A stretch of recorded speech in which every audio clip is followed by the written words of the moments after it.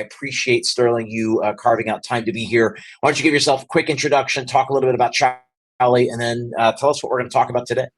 Sure. So I'm Sterling Douglas, co-founder and CEO at Chowly. What started off as a company focused on kind of integration and helping kind of the operations and off-premise sales of a restaurant has really morphed into kind of a Chowly platform that tries to talk a lot more about what's going on outside of the four walls.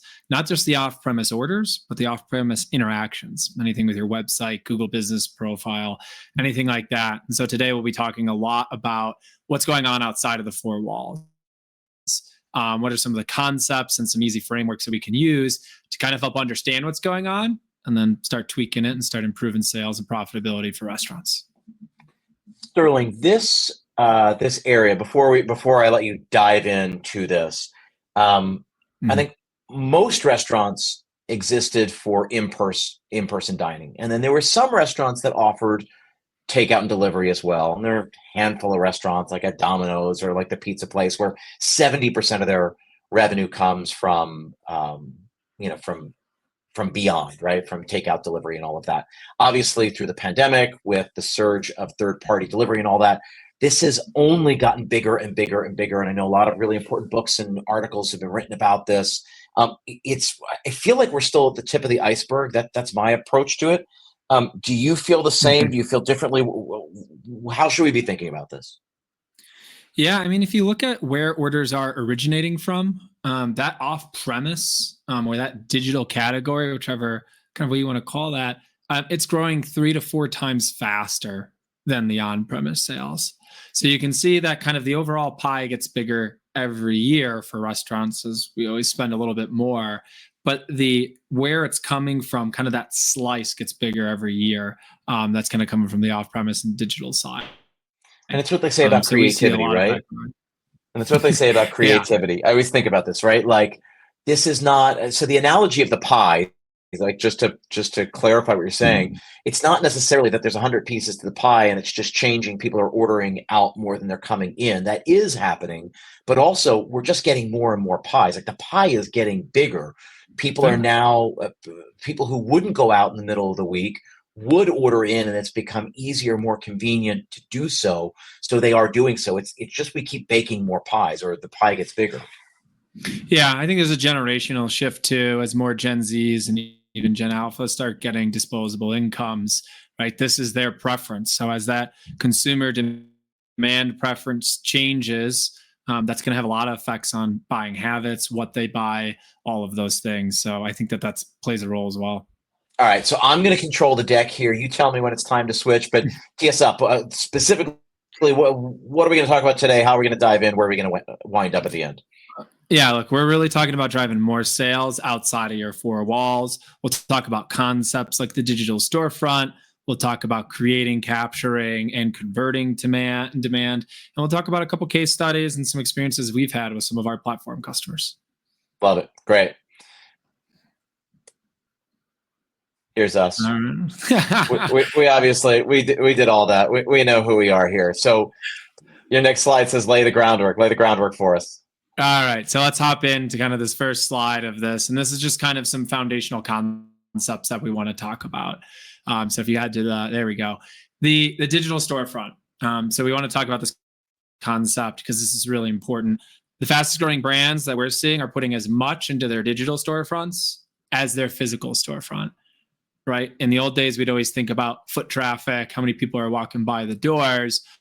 Well, now it's how many people are seeing your digital properties. And so we talk about a lot about discoverability, and that actually ends up being a lot more important than kind of the look and feel, right? So when we think about your marketing website and your Google Business Profile, I mean, these properties are your digital storefront. And it's not so much the look and feel of it that plays a role, but it's all the little things. Do you have the right SEO, in there? Do you have the right titles? Is the data easily grabbed by Google and some of these other properties? And so we spend a lot of time when we get our new platform customers on these two pieces specifically to figure out how many people are actually walking by your digital storefront? How many times is your Google business profile showing up in a map search? How many times is Google sending traffic to your marketing website versus Meta versus direct traffic? All of these things kind of put together the picture of your digital storefront. And so we're seeing restaurants, especially some of the really fast growing ones, like this is where they're spending their time now. They're treating that digital storefront just like their physical storefront, and all of the research and all of the data that goes into it. Sterling, can you give me an example? Yeah, go ahead. Yeah, can you give me an example of, because you talk about this fast growing brand, give me an example of somebody who's knocking it out of the park, who's investing a lot there. And sometimes it's helpful to be able to see an example when you're thinking about how to go about this yourself. Yeah, I think a couple off the top of my head. Groucho's Delis, moving really quickly. They were in the top 100 group at the National Restaurant Show last weekend. You saw, let's see, Hawaiian Brothers is another one. We started working with them when they were at, I think, 6 locations, and now they're up over 60 a few years later. So they've had some great growth. Pliables has had a lot of success and growing quickly. We started working with them in about 20, and I think they're closing in on almost 300 units right now. So these are a couple brands off the top of my head that I know are kind of part of this. I love it. And I think it's really important to be able to look. I always say this to my mastermind members, say this on the podcast a lot. Like I don't have to be the smartest person in the room. I don't have to invent stuff, and neither do you. Anybody here listening, anybody watching, you just have to look at who's doing it already and who's doing it really well, and just imitate and then iterate on what you're seeing. There's no reason to have to reinvent the wheel here. So I appreciate you sharing those examples. All right, give me a disclaimer. Oh, big disclaimer. Yeah, we can go right to the next slide. But like digital marketing and off-premise, getting more orders, these are not cure-alls. These will not just fix the restaurant, right? The operations inside the 4 walls has to be set first. The food costs have to make sense. The staff have to be well trained. If you had that next slide, Chip, you'll see that marketing is not like a save-all. It's rarely going to save your business. And we see more restaurants throw good money after bad, thinking that that's how they're going to get out of a hole. There is a common there's a common mantra out there that you kind of grow your way out of problems, right? But you have to have a clean foundation. You have to have clean operations. That's where it all starts. Because if you don't have that, we can send you as much traffic to your website and send as many customers to submit orders.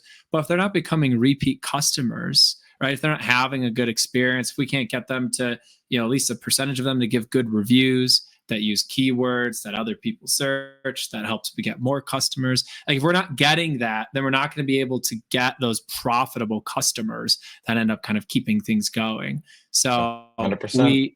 That is the big disclaimer. And we have restaurants all the time. Sometimes they'll do a last ditch effort, they want to spend a bunch of money on Google ads or something because they think that could really help them, boost or accelerate their sales. And look, it might give them a temporary increase of sales, but if it's not getting a good return, and it's not turning into those other things that we talk about, then it's not turning into profits, and it's not going to do it. So we always want to kind of start internally and make sure there's that strong foundation first.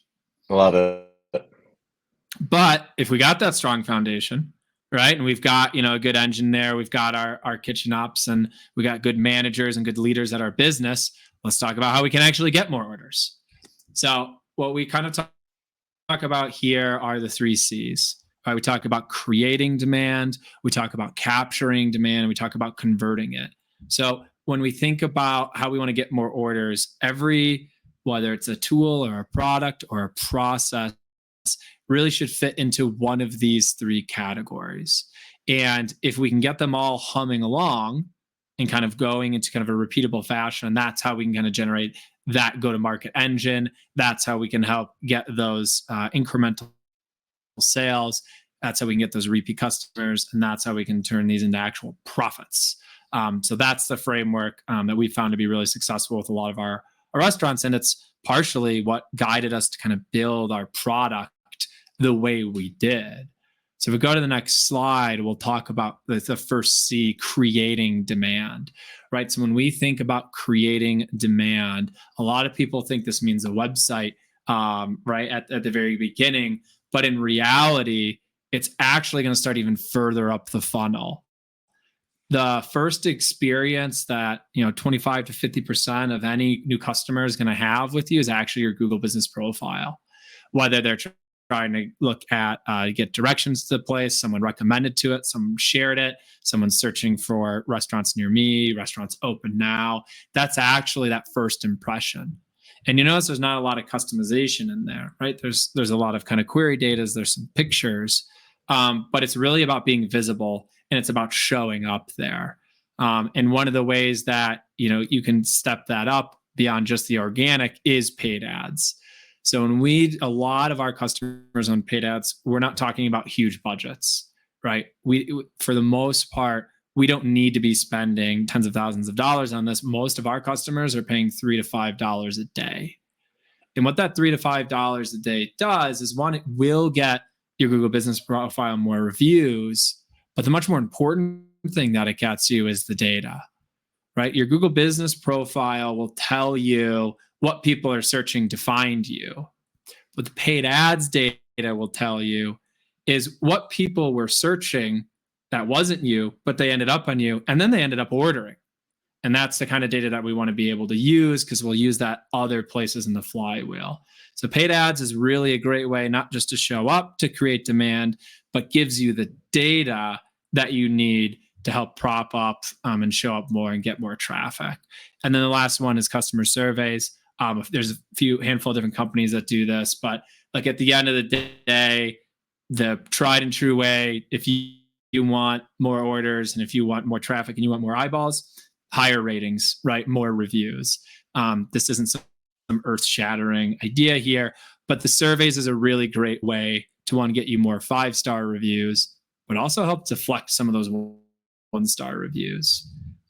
We talk a lot with our customers about customer surveys, and some of them have these fantastic operational flows built off of them, and some of them don't respond to them at all.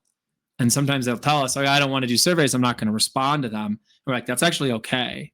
Because what will happen is someone might have a bad experience, could be your fault, could not be, and they'll put this into this customer survey. Well, the great part about the survey, it's just going to you, right? It's not going to Google, it's not going to Yelp, it's not going to these other properties. And we all know how lazy consumers can be. Well, they're not going to type it twice. And so what happens is a lot of times this is a void that they get to yell into. And every time we can deflect one-star review, or we can have someone who did have a good experience and make it really easy for them, just one click on this link to leave a 5-star review, we can start making a little bit of progress on that rating. And we all know higher ratings will generate to higher sales. Which wasn't always the case, Sterling, right? Like online reviews, user reviews, just over the last 5 years are much more heavily weighted in how search results are returned. And now, I mean, it's huge. And it's not only the rating, it's actually the content. So what we kind of learned as we were really diving into this, and you can kind of see it if you, as a consumer, as a diner, when you start searching, the keyword data that's in the reviews is generating an AI created description from Google on the Google Business Profile. And that description and the words used in it are being tied to what you search. So when you search for something like, where can I take, my dogs, to a restaurant with a patio, there's little categories where you can say, yeah, dog friendly, or we have a patio. But if people are reviewing it and saying, awesome patio, I brought my dogs here, Google's actually going to see multiple reviews of that and then be able to actually tie that to the search. And so by getting more reviews, you're actually creating kind of more content and more of those keywords that can help get you more traffic as well. And again, you can do all this without software. You can do it manually. You can use whoever you want. But these are kind of the 3 biggest ways we've seen in kind of the digital world to create more demand at that top of funnel. I love it. I want to make one other point. Really, I just want to highlight something you said a few minutes ago, which is that paid ads and how important they are when it comes to when it comes to Google. I tell everybody I work with, every restaurant I work with, the very first dollars you spend when it comes to your marketing really should be on Google ads, Google search ads, for the reason you said, right? 50% of the traffic is coming through your Google My Business profile, meaning there's an insane purchase intent on that platform. If people are going there to find things, and if you can just put yourself higher up, put yourself front and center, there's no reason why we wouldn't want to do it. I would say, I think it's 98% of our platform customers are putting dollars into Google ads. Like I said, almost all of them are about $3 to $5 a day. There are a few that are more, but I will juxtapose Google ads versus others because I am being specific about Google ads. It's the exception. It does happen, but it is not the rule. Meta ads, LinkedIn ads, TikTok ads, they can help. They're great at generating awareness, but the actual conversion rates of submitting an order are night and day between what we see on Google and what we see on the other platforms. And it makes sense if you think about it. You know, if you're like me and you're death scrolling before bed on Twitter or on Instagram, you're not going to order tacos when you see an ad for tacos. Like, you're going to bed. Right. You might remember it and you might order them later. But if you're searching for tacos near me, you're hungry. You're hungry. Yeah. And so the audience that you get from those ads is what makes such a huge difference between the different properties. I totally agree. Just wanted to highlight that it is the first dollars you spend, I firmly believe. And it doesn't have to be a lot of dollars. When you're talking about 100, 200, I mean, sometimes we say to tell people do $10 a day, which is $300 a month, which for a restaurant that's generating $80, $100, $200,000 a month, to spend $300 on a platform where there's insane purchase intent, to your point. I love it. I just wanted to highlight that. 100%. All right. So let's say we've got some ads running. Our ratings are good. We're sending out surveys. We're improving that. Our Google Business Profile is starting to get us more traffic. How do we capture that, right? How do we take this demand that we've created and how do we capture it so that we can start using it, right? So that we can potentially start monetizing it. And so there's a lot of ways that you can kind of capture the demand. That website that you have, your marketing website, is a demand capture tool. It will in some ways help create more as well, but it's really for capturing it. How do we take someone's interest that has been piqued and show them beautiful pictures and show them here's how you can order 8 different ways and let them learn about the brand? Are we halal? Are we, do we do, big party pizzas? Do we offer catering? Like, what's our story? Are we a big brand, a little brand? Are we fast? Are we artisan? What are we famous for? What are we well known for? This is how we basically take the interest that's been piqued by a potential categorical search, tacos near me. But now I can see it's birria tacos and the consomme looks delicious. So like, now I'm in. Right. And so when we think about capturing demand, it's about how we're taking that initial interest and how do we capture that and start getting that into the funnel. And you can do that through your marketing website by showing them different parts of the story. You can do it with getting them straight into the online ordering flow. We are big believers that if you want to view the menu, you view it through an ordering platform. Right. And we think that's really important. Because if they see the menu, that ordering platform is giving them pictures and giving them descriptions. If you have a PDF that you might link out to, can be super helpful if they're on premise or if they're doing catering. But like, if we're trying to get them into the flow, we want to convert that order. So make sure that the online ordering is right there. So if you look at most of the sites that we put together for our customers, we don't have separate menus in the site. We send them straight to the ordering. Right. And that's where they can view the menu. And we put things like search and we have categories and it's like very like, touch and feel. That's what we want to do to be able to make it as easy so that they're only 2 clicks away from actually turning into an order, which means that they're turning into sales. Same thing with the mobile app. It's a very similar experience. Mobile apps are great if you already have a good customer base. Mobile apps are not going to create any demand for you. Mobile apps are really there to help take someone who might order from you 3 times a month and see if we can get it to 4, or maybe they order 3 times a quarter. How can we get it to once every other week? Like, mobile apps are much more about kind of that recurring nature. And then the last one I'll talk about is the marketplaces. Like Chowly, that's how we got started. We've been super close to them. We've watched the space change in so many ways. They're not creating demand for your restaurant. They already have demand created through their marketing tools. They're just taking demand that already exists for your restaurant and capturing it, which is fine. There's a place for that. And they can help get more orders. And we're big believers in that, but you've got to maximize profitability. Those prices, if you have high commissions, should be adjusted. You should have either someone at your site or a software vendor be looking at the disputes.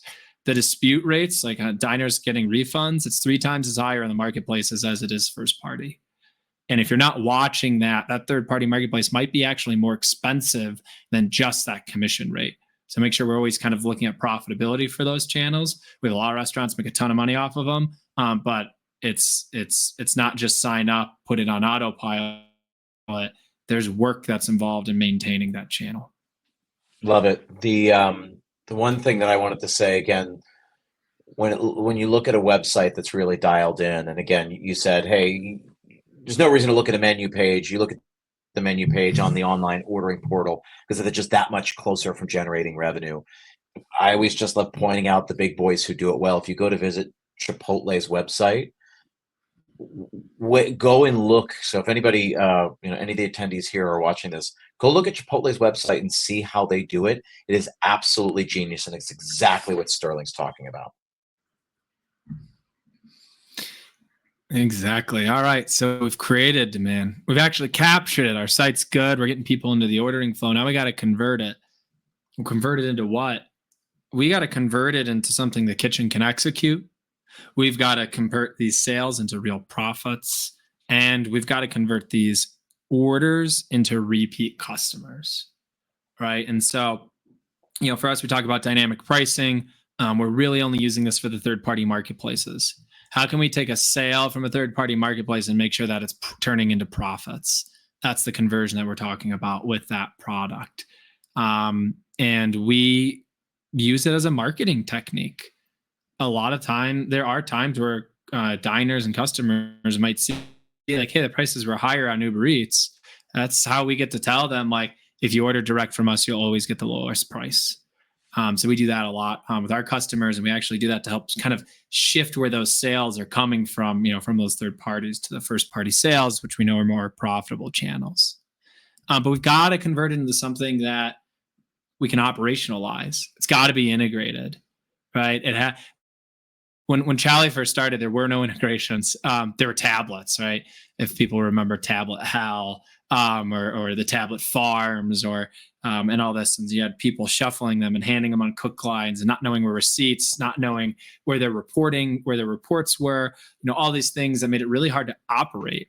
And if you go back to the beginning in the groundwork section, your operations have to be ready to be able to handle increased sales.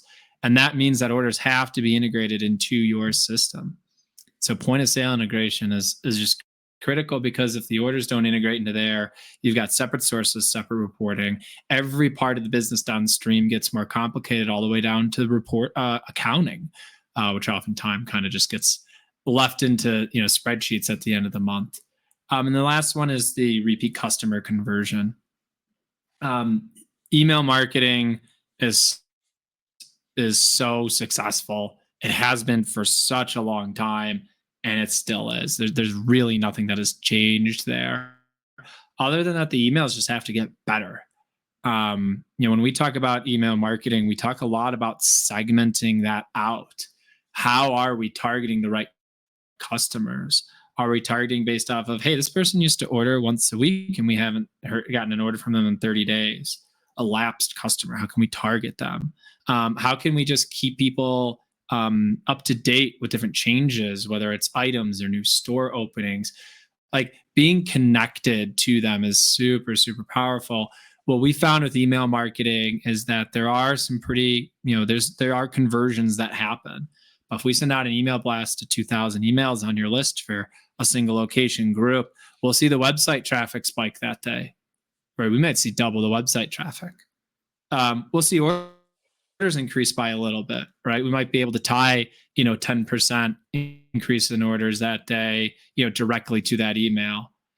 But what we'll end up seeing is that over the weeks and months, if you went from no emails to consistent ones, you'll see the on-prem orders slightly trend up. You'll see more of them. It's a very good awareness tool. It has some conversion, but it's just a really great tool to stay connected. And it's a pretty low risk one, right? We talk a lot about text marketing, super effective, way higher open rates, but it's much more intrusive. You get a much higher unsubscribe rate. And I personally, as a diner, I'm the same way. I don't really like being texted by anybody except my friends and family. But email, I sign up for everything. And every once in a while, I get to scroll through. And so it's a kind of a less intrusive way to kind of create that awareness, but it also helps make sure that we're always staying top of mind so that we're converting the kind of these orders or just these sales into true repeat customers, which is kind of the unlock for profits. Love it. Okay. Now we get to go to the shameless plug. I think that's where we're at. Here's how Chowly can help with all of these. So if we go to kind of the first slide of this section, we're taking on a lot of these tools. So Chowly is really well known for our marketplace integration products.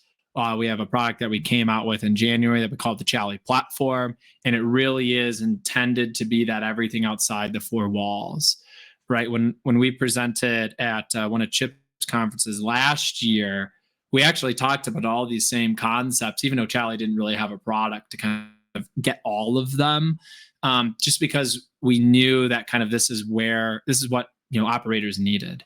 And so we worked on that tool tirelessly last year so that we could kind of tie everything together. So we will do your marketing website. We will run the Google ads. We'll take the data from the Google ads and make sure that we plug it back into the website. We'll make sure that the Google business profile has those categories. We'll help you get more reviews on it. We'll put those reviews on the website to help create like that little flywheel. And of course, we do our first party ordering, mobile apps, and a handful of other things. So we'll kind of hop into how Chowly kind of helps with each category. So on the create side, we use customer surveys. Our customer survey tool is very much focused on the digital orders. Every time someone does a digital order through one of our properties, either through the mobile app, web, or mobile web, we'll send them a survey about an hour after the order. We do that hour because that's about the time, especially on a delivery order, where something may have gotten messed up on the delivery order, but we still have a chance to correct it, right? And so we send it out there. If they give us a 5, great, one-click link to get you a 5-star review. Anything less than a 5, you get a chance to see kind of in all that one dashboard where everything else goes. We'll manage the paid ads, the Google business profile. We've talked about that. On the capture side, we'll do the first-party ordering. We'll do all the marketplace integration. We'll do the website, and we'll do the mobile app. And on the conversion side, same thing. Dynamic pricing, everything's always integrated, and email marketing that we can help kind of do the targeting and help kind of create more of those repeat orders. Can I ask real quickly here, when you talked about segmentation, so when it comes to email, I think personalization and segmentation is something that has been a big part of the e-commerce and retail playbook. Certainly airlines and hotels have been doing this for 10, 15 years. It's just starting to make its way to restaurants, right? We're getting away from the let me blast my list kind of situation. Yeah. And I'm seeing more and more restaurants get better and better at this. Talk to me about your perspective on that. Yeah. So I think that there are different types of emails that serve different purposes. There is room for a blast to the entire context, a new store opening, a mobile app announcement. There are places for that. But as you kind of get down, that's kind of the basic level, like we'll call that level 1. So let's go level 2. All right, let's do some basic segmentation based off of order history. There's a lot of companies that are doing this. There's a lot of big enterprise brands that have been doing this for years. A little harder to do if you're a 1 to 3 location group, because there's historically been a fair amount of technology needed to kind of do that. But we're seeing that a lot more. It's something that we do. And then there's kind of level 3, which I think is kind of the today it's new. within a year or two from now, it'll be the only way we think about doing it. And that is the personalization. And it's the personalization based off of not when you ordered or how much you spent, but what you ordered or what your experience was, right? Google has public APIs. If I look at someone who reviewed your restaurant, I can click on that person and I can see 10 other restaurants they reviewed. This data is publicly available. You can learn about them, right? And so you can create those personalized emails as you kind of develop those profiles. So I think that this whole kind of guest engagement, kind of going much deeper on the personalization side, everyone says that they're doing it right now. It's pretty early innings. I've received a couple from the Yum brands after their big announcement late last year. I've seen a couple of the tech companies kind of put this together. It's pretty new. I haven't really seen anyone do it particularly well at scale yet. And it's something that, like, we're still working on.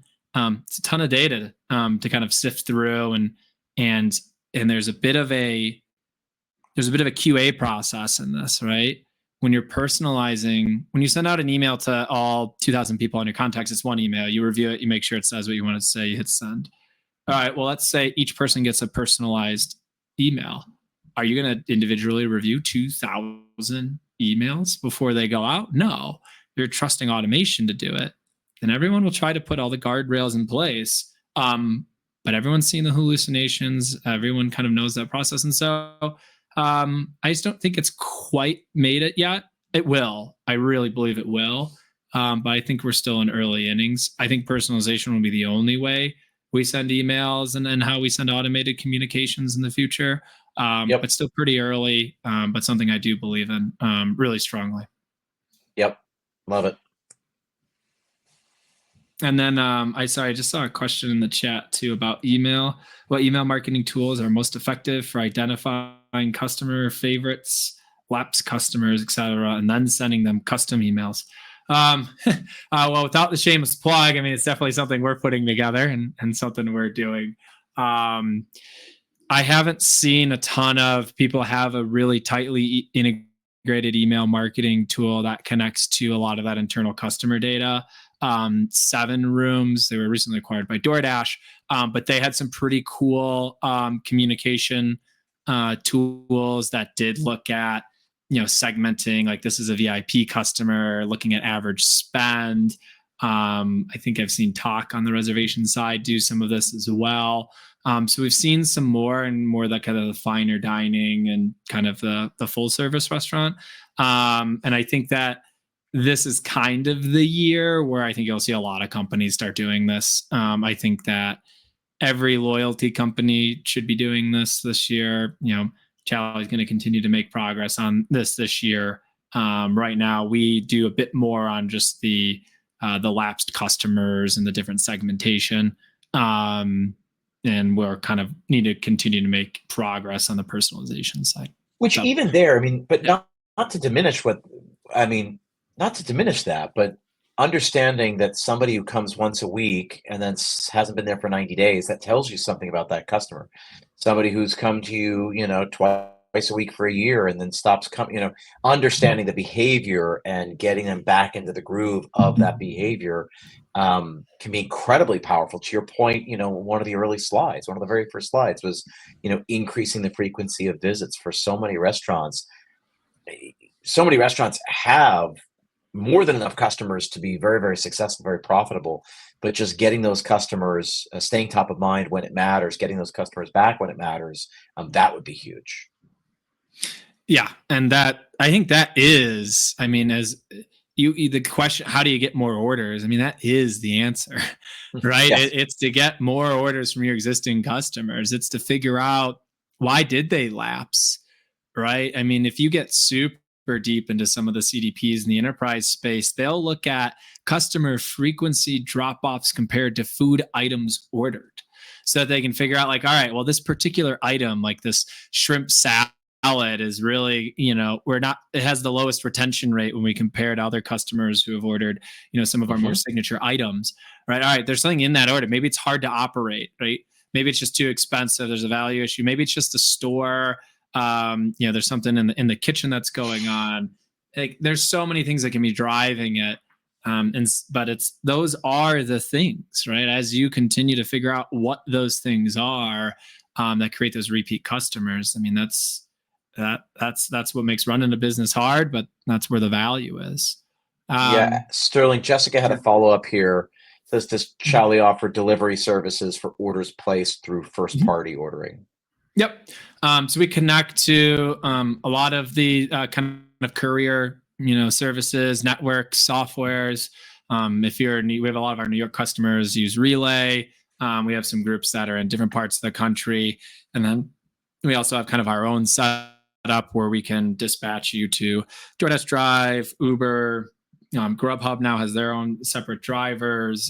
Skipcart, deliver that, and a handful of them. So we're always in our tool. If you don't have your own drivers, we can connect you to all of the different fleets and courier networks. Or if you have your own drivers, you can just use those. To us, it's really just about merchant choice, and making sure that we're giving you the best tools for your business. Love it. All right, what's this slide we're looking at now? We're back to pie charts. I'm a really big pie charts guy, apparently. Like these are just a couple of our customers and some of the things that they saw. Both of these were pretty early customers on our new platform product. So we've only got about 4 kind of complete months of data on them. But we've had a few restaurants see some pretty dramatic increases. We had a group called Lives Juice, an acai bar. We looked at their first party sales, since we kind of the 4 months we took over versus the 4 months last year when they had a different provider. We saw a 17% growth year over year for the same store sales. For them, that's big. That's half of their sales. And so we had a lot of success kind of making the money. But what we really, one of the big numbers that we're really pushing for them is that we're shifting where the sales are coming from. So if we look at, that pie chart on the left, that dark blue, represents kind of the first party sales, right? The rest of them, it's DoorDash, Grubhub, Uber Eats. And you see like they're doing a good amount. But as we look at that pie chart on the right, that's their first party sales. They're doing half of them now. So if you were to take all of their off premise, half is coming through that first party. Now it's a little blurry on my screen, so I don't know if you can see the numbers. The pie is bigger, right? In this case, the pie is bigger. It's not that we just took the sales, from DoorDash and turned them into first party. That definitely happened. But we also just got more sales in general. And that's usually a result of that increase of website traffic, that increase of brand awareness. And so that some of their third parties might also have seen an increase. But the reason that shift in the pie is so important is because we save money. It's how we save money on those commissions. I mean, we're going to save, Lives over $100,000 this year that would have gone to commissions with an increase in sales. All right, so they're going to see an increase of sales, plus they're going to get another $100K to the bottom line because they're paying less in commissions. And that is really what's behind the platform product. It's why we made it.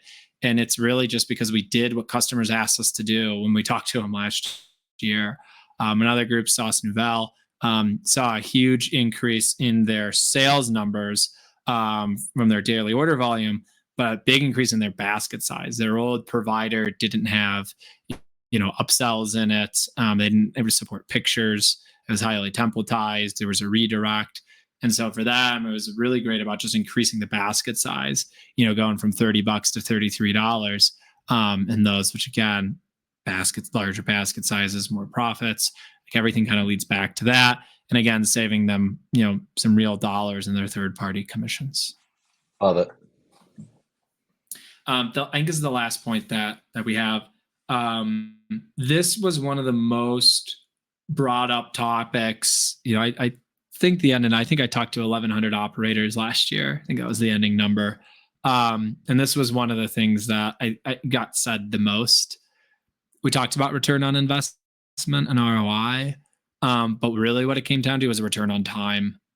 And I think especially in this age of AI, that is just going to be continually ingrained in us. There are ways to get time back in your day. There are ways to be able to get you to spend time on things where you can make a bigger impact. Right? I, as a co-founder and CEO of my own business, like I think about this a lot. Like, how am I spending my time? I can spend it on so many things. Right. I usually give the analogy of like, look, a chef, that's a very difficult role. It requires a lot of creativity. It's fast paced. You have to figure out and critically think and solve hard problems. You could probably write your own symphony as a chef, but you're probably not as good at it as someone who actually does it for a living and has been studying and has tons of experience doing it. Just because you can do it doesn't mean you should do it.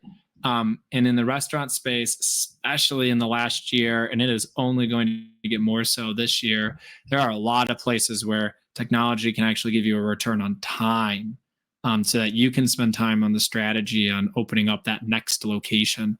The things that are more growth oriented, instead of going and, responding to reviews or updating your business profile or reviewing Google ad keywords and making sure that they're in your website.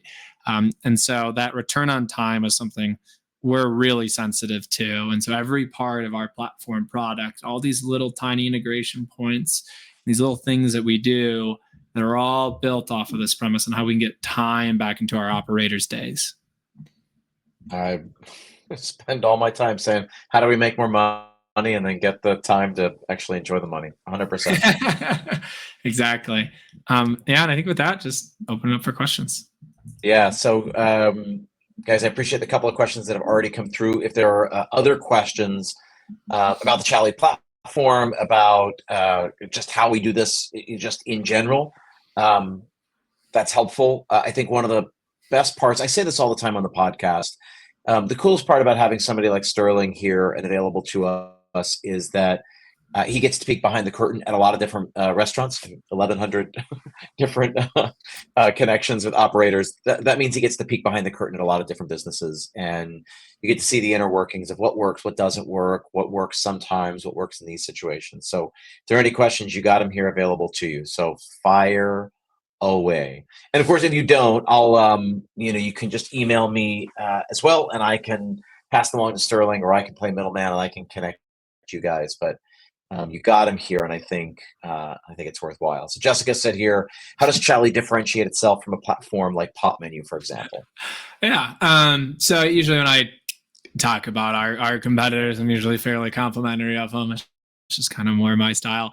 I like the guys over there. I met them, Brandon, when they first started. I loved the idea. The original concept was how you can use your menu to build your marketing material, which I really liked. I think their websites, look great.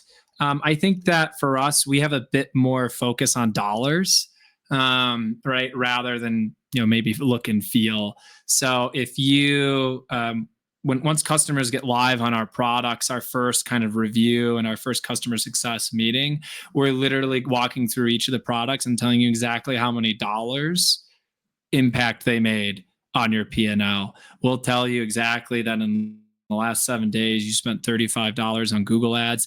And here are the 10 orders that created, $308 worth of sales.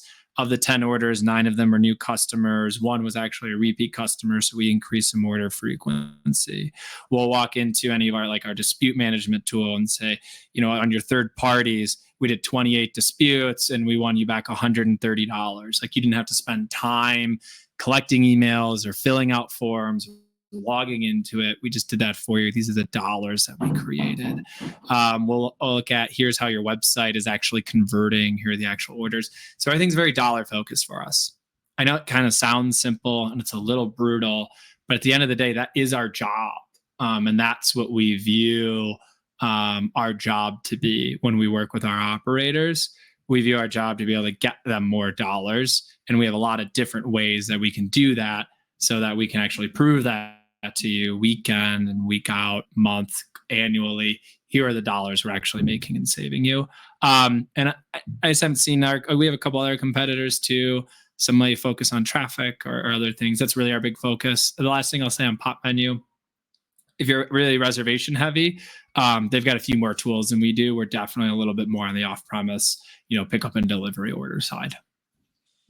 Sterling, Josh here had a question. So Josh said, and this is, I think, even if he's the only one who asked it, but I'm sure a lot of other people are in the same position. As Josh said, he has pop menu, toast, marquee, innovation. He would rather have a one-stop shop. Is that what Chowly can do? How many of those things get replaced by the Chowly platform? Yeah, I mean, I would say, like, for the most part, I mean, that's what we are, right? We are trying to we're trying to enable as much consolidation as we can for the operators so that we can simplify your business. That is our goal. We do not do everything. But we are, if you were to look at what we offered a year ago at Chip Summit that we went to, and look at what we offer today, I mean, we've added 5 new products since then. And we'll probably add another 4 or 5 more this year. AI is allowing us to go a lot faster, and it allows us to not just build like a bunch of things that'll like kind of suck, but that are actually good. Like our marketing website's actually very good, right? It actually truly drives it. And so that is the goal. In terms of those specific ones, I mean, there's overlap between all of them, right? Marquee and innovation have overlap in terms of some of the things they can do. You know, Toast has overlap with Pop Menu. So it depends on which features you're using on them. We have a lot of Toast customers where we will replace Pop Menu. Pop Menu, we kind of basically have full coverage on, other than they are a little bit kind of better on the reservation side of things. Ovation, you know, their big kind of core product is around those customer surveys. That is exactly what our surveys product does. Ovation has some other cool, you know, little sentiment analysis and some things that we don't quite have today. You know, we'll get to those kind of as we continue to iterate and improve the product. Marquee, love those guys. I think that the market shifted a lot. 80% of all reviews are on Google, like for restaurants in the US. Like you might be in a particular touristy spot, or maybe it's TripAdvisor, or maybe it's Yelp, but the reality is it's really Google. And the premise of their product of managing all these listings might not be as important as it was, you know, 8 years ago. Same thing with Chowly. No one really cares that we used to integrate with Eat24 and Caviar, you know, and Postmates. But I mean, those were big brands when we started. Now they've kind of all consolidated. So I think Marquee's in a similar boat there. So I think that, yes, you'd rather have a one-stop shop. My belief in what we're trying to build is that you could run a company with an off-premise platform like Chowly, a point of sale like Square or Toast, and then a back of office like Restaurant 365 or Margin has. It is my goal that the ideal tech stack for a restaurant should be 3 pieces of tech. I don't think we're quite there yet. There's a lot of customizations, there's a lot of edge cases, but that is the direction. And we do have some restaurants that are starting to see a lot of vendor consolidation. I think at Chip Summit, we did a little survey during our presentation. I think the average operator had like 28 pieces of tech, if I remember correctly. Something like that. I see a lot of restaurants that are less than 10 and are in the single digits, and that is what we're trying to do. So yeah, we'll get you closer. No one will be able to deliver you a true one-stop shop today, but it's getting the return on time and simplifying the business. I think that's where the industry is truly headed, and Chowly is going to be a part of it. All right, there's 2 more questions we got time to get to before we close this down. I'm going to go a little out of order. John asked a question. Priyank asked a question. Priyank, I think, is going to be a little bit easier to answer, so I want you to answer this quickly. And I would love to make the dynamic pricing conversation the last word on this masterclass. So Priyank said, how does Chowly send orders to the kitchen when working with POS systems such as Toast or Clover? Tell me how that integration works. We're fully integrated with Toast and Clover. We will take your menu directly from your point of sale. We will ingest that. We can do a little bit of cleanup on our side, and then we'll send that out to our online ordering or any of the third-party marketplaces. If you 86 something or change something on your menu, automatically updates, so no dual entry. And then since we have the menu data, we can now send orders. So it automatically goes into your KDS, your printers, all your prep stations, however it's set up today. No additional work needed. Love it. All Last right. question here was about dynamic pricing. It says, can you touch on dynamic pricing versus static upcharges? We currently use dynamic pricing through Chowly, but wonder if we're leaving dollars on the table. Yeah, we have both. We have groups that put no static upcharge and exclusively do dynamic. We have groups that have a static upcharge of 20%, and then have dynamic pricing on top of that. So it's fairly restaurant dependent. We get a little bit more strategic if you're a platform customer.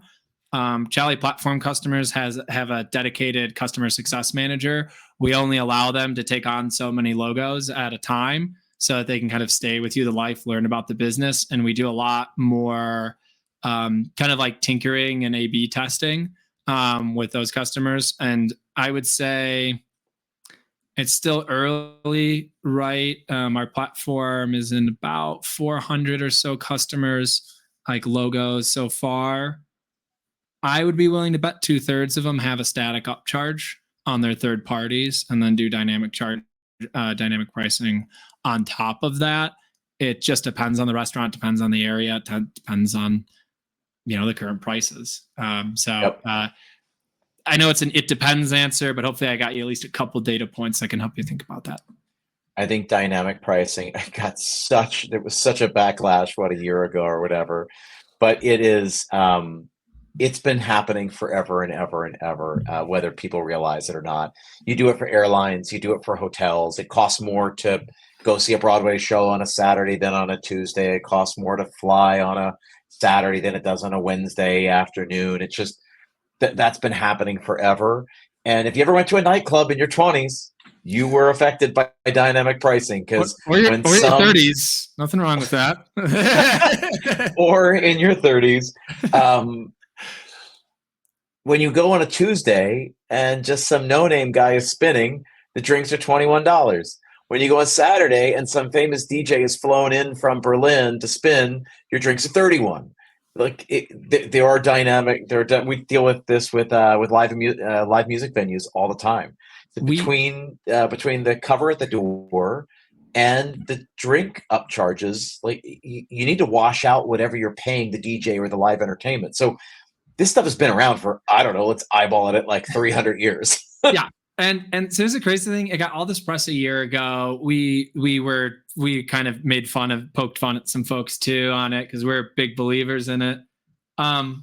It's like half of our customers that use marketplace integration have dynamic pricing on. Like it is so common right now. And it's just getting no press. It had its little moment. People are saying they were going to pay $200 for a Wendy's hamburger. And then everyone realized it was already happening and it was 10 to 20% anyway. And it was fine. So, I mean, I think it's so pervasive. It's just not as fun to talk about anymore, which is great because now it can just do what it needs to do and make operators more money.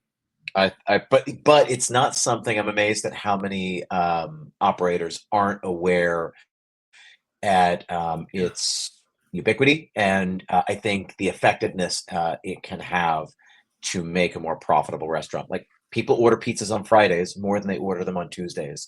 So it's okay if your pizza's a couple bucks more on a Friday. Like it just makes good sense. That's when I think of having a pizza. Yeah. Sterling, I appreciate you taking the time to share what you know and what you've learned and all of that and the ins and outs of the platform. Where should people go to connect with you? Anywhere in particular we should be sending them? Yeah, our website, chowly.com, right on the front page, we're talking a lot about the product, platform product. That's the thing that's all outside of the four walls. It does all these things. It works on itself. It gets better every day. So that's definitely the best place to learn more. I'm very active on LinkedIn. I do read my messages and try to be very thoughtful when we do my posts and everything. So it's another place to connect with me directly. Love it. I'm going to put that one up as well. So I've got the Chowly website in the chat. I've got Sterling's LinkedIn also in the chat. If you guys want to go connect with him in either of those places, please do. You've got my email. I put that there in the chat, chip@chipklose.com. If you have questions for me, you want me to help connect the dots for you, I'm happy to do it. The replay on this will be available tomorrow in the Foundation's archive. So any Foundation's member will be able to check this out later. And then we will email it out to everybody as well. So if you want to share this with partners, with managers, other people in your organization, you'll be able to have them watch this as well. Anybody who's watching the replay of this that wasn't able to make this in real time, same things.